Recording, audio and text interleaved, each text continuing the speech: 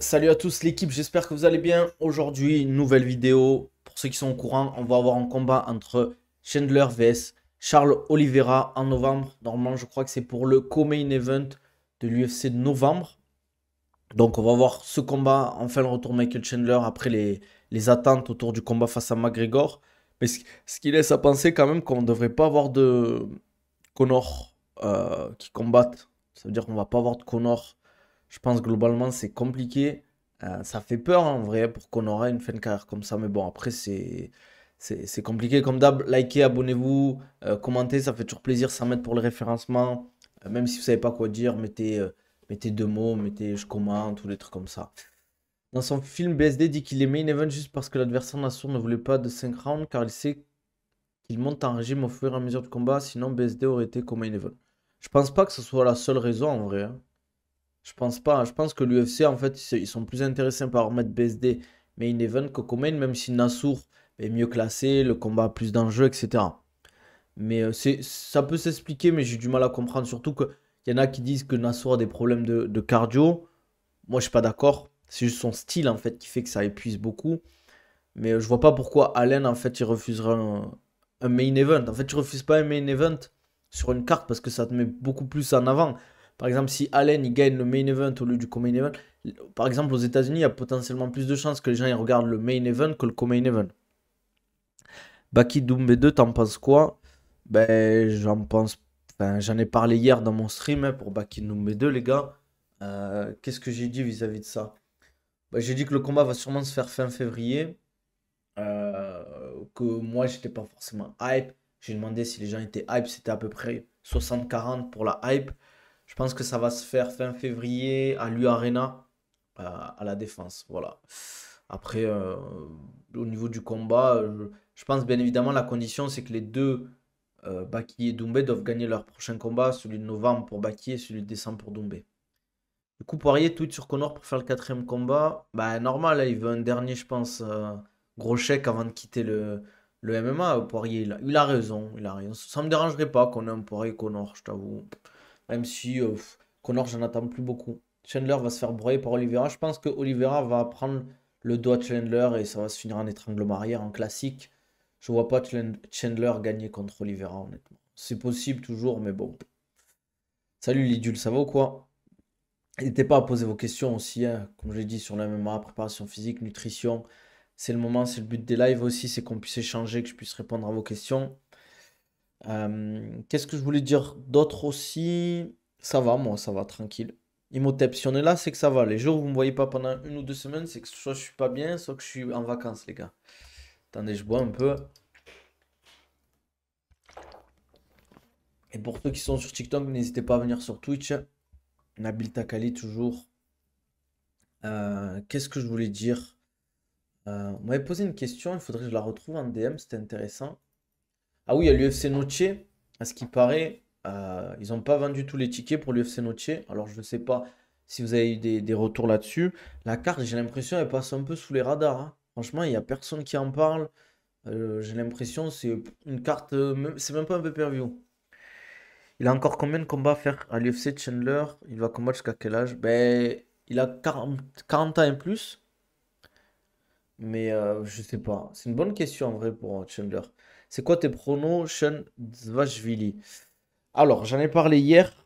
Pour moi, si Sean O'Malley ne se fait pas trop fatiguer par la lutte de Merab et qu'il arrive à quand même esquiver les tentatives d'approche, d'arriver au contact de Merab, Sean O'Malley a de fortes chances de gagner. Par contre, s'il se fait un peu, sur les premiers rounds, je parle, il se fait beaucoup amener au sol, même s'il se relève, je pense qu'avec la fatigue et le volume que va mettre Merab, ça va être compliqué pour Sean O'Malley.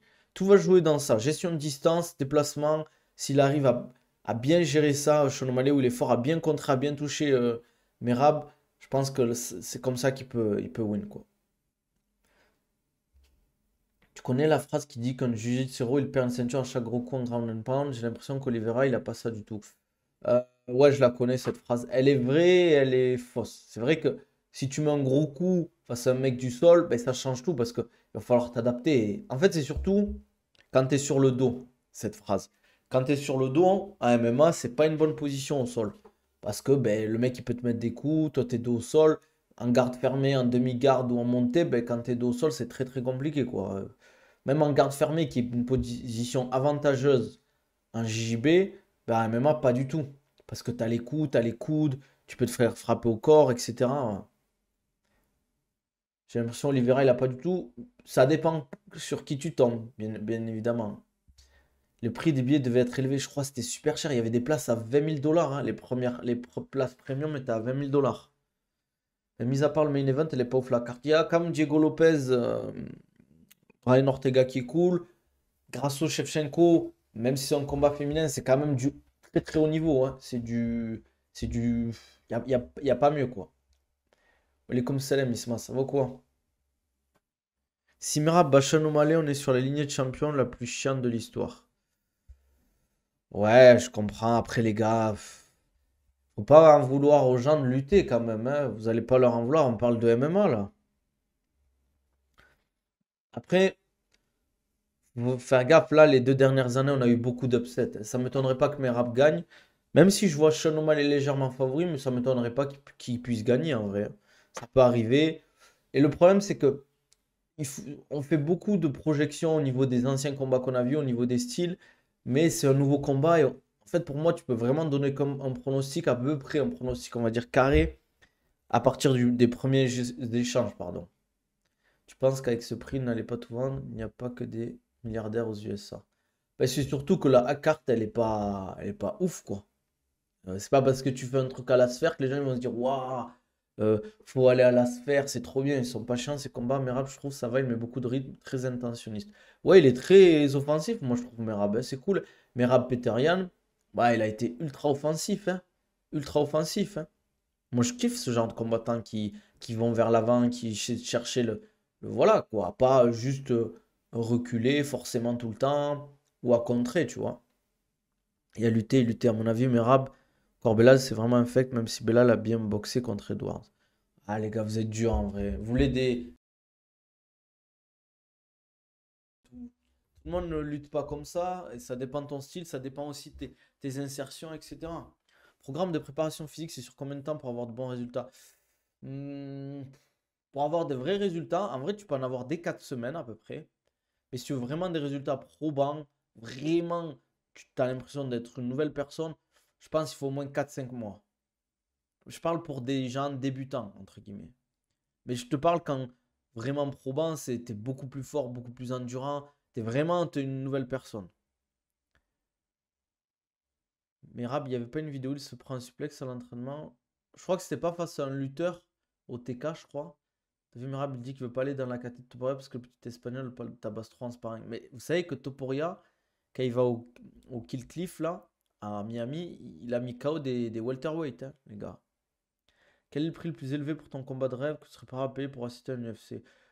Bah là, actuellement, vu que je suis pauvre, je dirais que je mettrais pas plus de 200 250 € pour ça, quoi. Non, tu peux prendre des vacances. Tu peux prendre dans une semaine de vacances. Tu sais, tous les 2 3 mois, tous les 2 mois, tu peux prendre une semaine de vacances. Mais après, il faut que tu t'entraînes correctement. Et c'est surtout pas une philosophie de vie, mais une hygiène de vie. Il faut que tu manges bien, il faut que tu t'entraînes bien, il faut que tu dormes bien. Toporel, il a tellement compris comment percer à fond. Ouais. Très très bonne boxe. Il s'est bien communiqué. Il a un style offensif. Après, le seul bémol de Topuria, pour moi, c'est qu'il prend beaucoup de coups, quand même. Je pense qu'il peut encore bosser sa défense. Ouais, il a un sol et une lutte incroyable, Topuria. Pour quel combat de rêve, quel combattant? Ça, c'est une bonne question. J'aurais bien aimé, en vrai de vrai. Merci Nalk pour le follow. Un petit Conor Islam, j'aurais kiffé. Après, sinon, ou là, Topuria Holloway, c'est banger aussi. Mais bon, c'était trop cher les places intéressantes. Je pense quoi de Morgan Charrette, son futur adversaire, l'UFC Paris, là, Miranda? Je pense que c'est à la portée de Morgan. Après, il faut juste qu'il fasse le taf, quoi. Mais il faut pas non plus sous-estimer les adversaires parce que, par exemple, BSD l'a déjà battu. RMC, ils ont sorti le docu de l'UFC Paris hier. Ouais, j'ai vu. Mais là, en ce moment, tout le monde parle du truc de. Comment il s'appelle? Inoxtag, là, de son film, là, sur l'Everest. Donc, je pense que ça a un peu mis une. Il y a beaucoup de gens qui le regardent et il y a beaucoup moins de gens qui regardent autre chose, quoi. Tu vas à l'UFC Abu Dhabi, non, trop cher les places. J'ai fait l'UFC de juillet à Abu Dhabi, c'était beaucoup moins cher vu que c'était pas numéroté. Là, C'est trop cher, les gars, les places à l'UFC, à Abu Dhabi. Tu- Avec Rab dans son coin qui saute sur Conor à la fin, ça serait lourd. Tu parles de son film, je te banne du live, Nabil. Ah ouais, je peux me faire ban de mon propre live.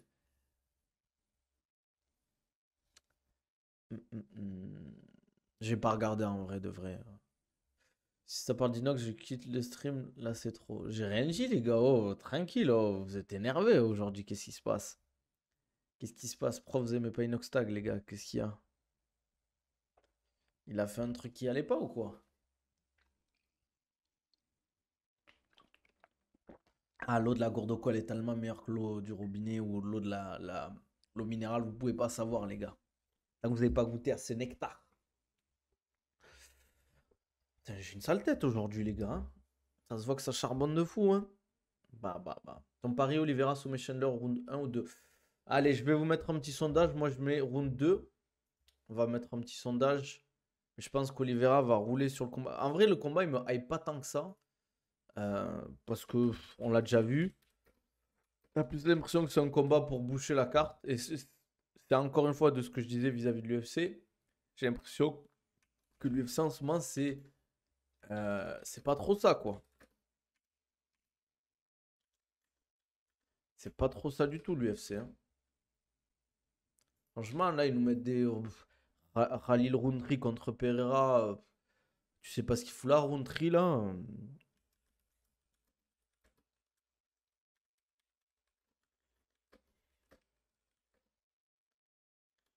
Allez, j'ai mis le sondage. Votez, les gars. Votez. Celle de son ascension de con. Mais en vrai, Morgan, ça comme avant, c'était très road to UFC. Maintenant, ça comme. C'est sur quoi faire des combats cool, comment il garde sa hype de manière pérenne. Je sais pas si ça marche autant. Je pense qu'il a perdu. Moi, je l'aime bien, hein, Morgan, hein. Je pense qu'il a perdu beaucoup de hype vis-à-vis de ça. Les gens se sont rendus compte et lui-même l'a dit dans sa façon, son discours de la ceinture UFC, ça va être chaud. Donc maintenant, en fait, il veut faire des gros combats, etc. Vu qu'il a fait son. Il est arrivé à l'UFC, maintenant, il veut. Je dirais pas kiffer, mais faire de l'argent. Et voilà quoi. Si ça, s'il gagne et que ça monte, tant mieux. Sinon, ben, il va essayer de faire des gros combats quoi. Change vraiment un truc d'entraînement, l'eau avec la pastille électrolyte, minérale et tout. Les gars, c'est comme tout, ouais, c'est comme d'art. Je vais faire une vidéo là-dessus. Ouais, c'est en général les trucs à la mode. On se rend compte qu'avec le recul, c'est compliqué. Et bah, qui t'as pas peur que ça fasse pareil? Comment ça? Si Gomis rate sa pesée, l'UFC va le sortir. Je pense pas qu'il va rater sa pesée. Vu ce qui lui est arrivé la dernière fois, hein. Les comme Salam, frérot, ça vaut quoi? Faire full prépa physique pendant 2 ans sans combat, tu progresses mieux qu'en combattant 3 ans, enchaîner les cutting, prendre des coups. Non, Isma, tu progresses beaucoup mieux en te préparant au combat, en t'entraînant, qu'en faire full préparation physique. Il n'y a aucun intérêt, surtout qu'en plus, l'objectif, par exemple, la MMA, c'est devenir meilleur en MMA. Un mec qui fait du MMA pendant 2 ans et l'autre qui fait que de la préparation physique pendant 2 ans, ah, il n'y a rien à voir, il va se faire tuer le mec qui fait que de la préparation physique. Pour moi, c'est stupide de penser que la préparation physique va te rendre ultra fort en MMA. Ça va juste te rendre plus performant physiquement, et c'est très important. Mais entre un mec qui me dit, ouais, je vais faire. Je te donne un exemple. Un mec qui me dit, je vais faire 5 séances de MMA dans la semaine, 0 séance de préparation physique. Et un mec, il te dit, je vais faire 2 séances de MMA avec 3 séances de préparation physique. S'il y a un combat entre les deux, je mettrai le mec qui fait 5 séances de MMA par semaine. Bien sûr, c'est toujours son objectif à Baki d'aller à l'UFC. Les gars, faut pas oublier qu'ils viennent de faire, là, il y a un mois, il a que 23 ans, les gars. Genre, comme aller à l'UFC, une fois à l'UFC, il dit ouais, ben, c'est bouché ma KT, je dois me taper pendant des années contre des sub top 15, perdre la hype. Non, parce qu'en fait, il faut savoir un truc, Baki, il a toujours cet objectif d'être le meilleur, en fait. Lui, c'est ça qui le fait kiffer. C'est pas faire des combats face à des mecs normaux, lui, il va affronter les meilleurs, en fait. Je sais pas, parce que quand même, les fights, ça te fait progresser énormément de combattre quand même. Parce que tu as la gestion du stress, l'expérience, la préparation, etc. Salut Sarvok, t'inquiète, pas de souci. Tu peux poser toutes vos questions, on peut parler jeux vidéo ici, y a pas de souci. Je l'ai pas encore fini Black Myth Wukong parce que je suis sur Space Marine 2 là en ce moment. Mais je pense que je le finirai bientôt, ouais. Je le finirai bientôt ce jeu. Il est pas mal en vrai. Baki a l'air d'avoir vachement progressé en anglaise. Ouais, il a vraiment, vraiment progressé sur son anglaise, Baki. C'est abusé. Ouais, il m'envoie des trucs des fois. C'est chaud, les gars. C'est chaud. Je faisais référence à l'inactivité de Chandler, en fait. Bah, par rapport à Chandler, je pense que au bout d'un moment, tu vois, il met des vidéos et tout, mais ça veut pas dire qu'il s'entraîne comme un malade 2 fois par jour aussi, hein. C'est pas parce qu'il met des vidéos où on a l'impression qu'à l'instant T, il s'entraîne comme un fou qu'il s'entraîne autant, quoi. Tu vas regarder quoi, moi, ce week-end? Je pense que je vais regarder juste l'UFC, les gars. Je vais regarder juste l'UFC. Puisqu'après, il y a quoi à regarder? Il n'y a pas grand-chose, hein. Sur quel jeu tu es en ce moment? J'ai pas compris, tu as bafouillé, lol. Space Marine 2. Salut. Hexagone, non, les gars, je regarde pas l'Hexagone. KSW, je regarde que pour Parnasse. En général, je regarderai pour Parnasse Varela. Mais Hexagone, je regarde pas, les gars. Les match-ups, ils sont pas ouf à l'Hexagone, les gars. Je sais pas pourquoi. Enfin, c'est pas une critique envers l'Hexagone, hein, pas du tout, hein. Je pense qu'il y a de très bons combattants. Mais en général, quand je vois les match-ups, ça me donne pas envie de regarder. Comment il a fait pour continuer à progresser en anglaise de manière aussi conséquente malgré le plateau qu'il a atteint? J'ai pas compris ta question par rapport au plateau, parce que. Enfin, comment tu peux savoir qu'il arrive à un plateau ou pas, en fait?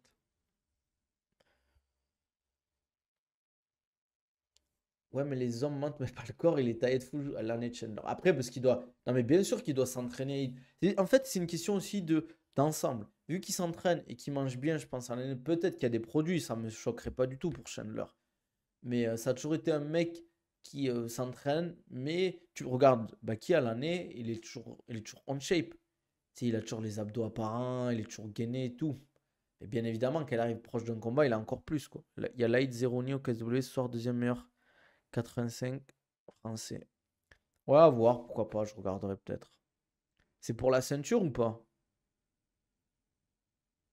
Genre, t'as vu, quand tu deviens chaud, ben, c'est plus dur de progresser. Ouais, mais encore, les gars, il a encore énormément de choses à faire progresser sur son anglaise. Il a énormément de choses à progresser, Baki, en anglaise. Il est très très loin du niveau qu'il pourrait avoir en anglaise. Ça prend du temps.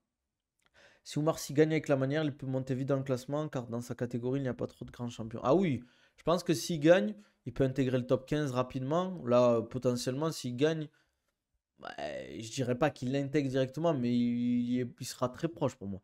Walikoum Salam. Je regarderai, frérot. Mais je t'avoue que je regarde pas trop ce compte. Parce que j'utilise plus. Il faudrait que je le vende en vrai, ce compte. Twitter. Non, pas pour la ceinture, il devait prendre le cinquième blessé, du coup il prend le septième. Ok, ok. Bon, peut-être que je regarderai. Mais pas sûr, hein, parce que sinon j'ai pas le temps de tout regarder. Déjà, il y a l'UFC Noche à regarder. Je vais pas tout regarder. Je pense que je vais regarder 3 4 combats de l'UFC Noche. Je pense Raoul Rosas Junior pour voir ce que ça donne. Diego Lopez contre Ortega. Peut-être Grasso Shevchenko et bien évidemment Shonomalem Merab. Mais après, je vais pas passer mon week-end à regarder du MMA, les gars. Je déteste en fait perdre du temps à regarder des cartes en entier, par exemple, quoi. Ça, c'est un truc dont j'ai du mal un peu. Merci à DM Akira pour le follow. Bienvenue. N'hésitez pas à mettre les notifications sur YouTube, liker s'il vous plaît. Ça m'aide vraiment. Même si vous passez juste sur la vidéo, lâchez un petit like. Euh, Abonnez-vous comme d'hab. Mettez les notifications, ça fait grave plaisir. Merci frérot. Sympa la fausse, comme dirait l'autre.